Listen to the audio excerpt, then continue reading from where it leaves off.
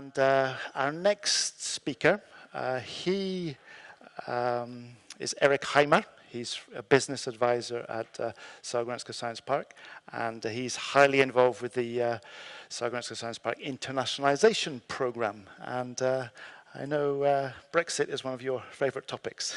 Highly involved in Brexit. Exactly. But I just want to ask, so the Sahlgrenska Science Park's internationalization program, has anyone here actually participated in that? Yep, a couple there. And I saw Stefan as well before, but he was there. Yeah. Okay, but you can, the opportunity to tell them all about it. So.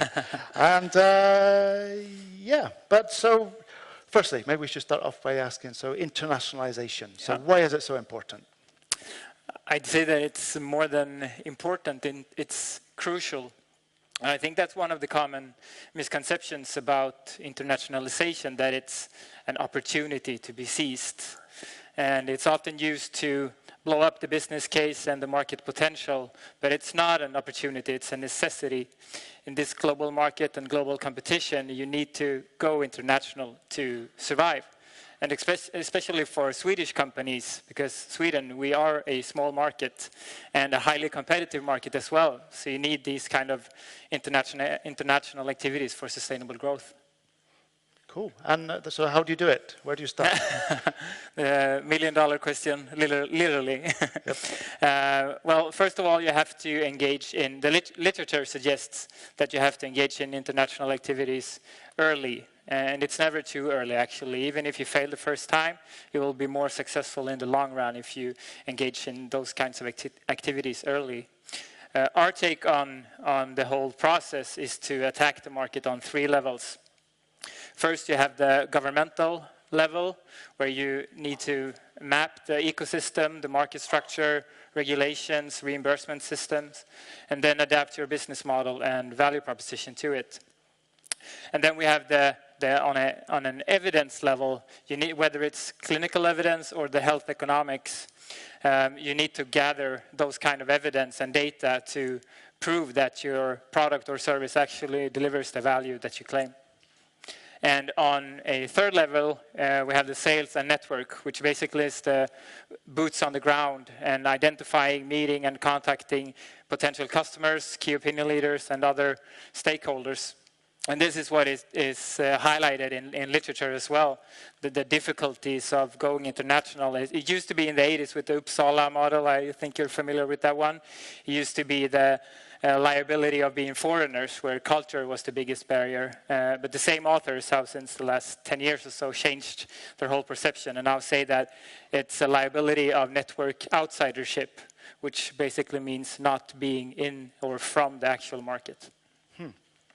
That's pretty cool. It's interesting. Yeah. And then, so if we move on to Brexit, so or the UK, maybe UK first. So I'm a little bit subjective because I think it's a fantastic place to be. But so why does Sahlgrenska Science Park? Sort of why do you focus on the UK? Well, first of all, we decided to go for one market and not many markets. We decided to be good or great in one market instead of being average or not as good in many markets. And the UK is a great market, mainly because of its size and the proximity to Sweden, obviously. They also face kind of similar demographic challenges, and they have a tax-funded healthcare system as well. So it eases the process of adapting your business model to UK and the NHS. Cool. But then the elephant in the room, as you mentioned, with Brexit. So how does that affect things? Yeah, well, it depends, of course, if it will be a soft or a hard Brexit. And we're 6 months away, and we still don't really know. If you look to the media, I think that the reports suggest that it will be a hard Brexit. But if you study the available documentation, I think it's more likely that it will be a soft Brexit. And from us, it's we have more interest now than ever from different actors in the UK, and maybe that is because of Brexit. So they want to sort of enhance their relationship with the Scandinavian countries.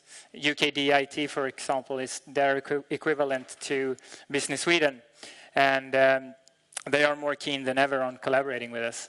Yep, I think I've seen some reports where Indian companies would maybe naturally look to the UK first, and now switching their attention to other companies, like to other countries, like Sweden, for example. That could be a potential opportunity as well, moving forwards. So then, you were in the UK recently. You went to, I understand, you went to Manchester on a study trip. Yes. So can you explain a little bit what was happening there? Sure. We went with in this project called VINC, which is a project to unify the incubators in the western part of Sweden. So it's a great opportunity, and I see Jan is actually standing there looking for someone, and he was with us. And well, we visited the innovation system and to see how they are structured in the UK and how they work with the startup community. And they are in some ways different to us. They have a lot of public and private partnerships. But then again, there are many similarities to Sweden and to Gothenburg.